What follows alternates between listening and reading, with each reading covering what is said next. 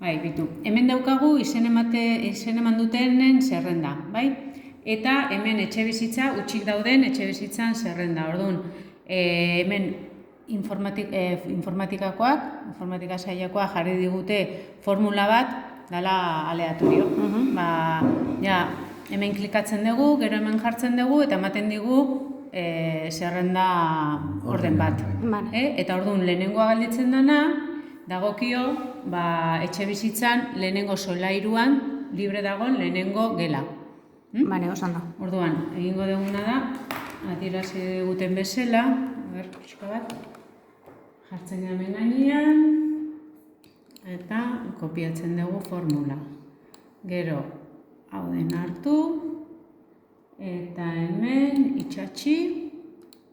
Itxatxi normal edo itxatxi berezia da. Ez, oain, egin behar da, goikoa berriz kopiatu, eta oain itxatxi berezia, formatu gabeko testua. Bale, ados. Eta orain, hau esabatu egin behar da, ze bestela arazoak ematen ditu. Eta orain, esaten diogu ordenan jartzeko.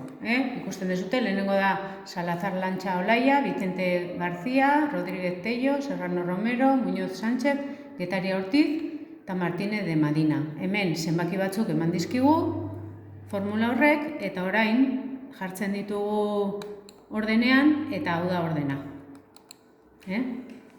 Orduan, lehenengo gela dagokio Vicente García, izango litzakela bigarrena eskerra, gero Serrano Romerori bigarrenea eskuina, hemen gela daude, bosgarren gela.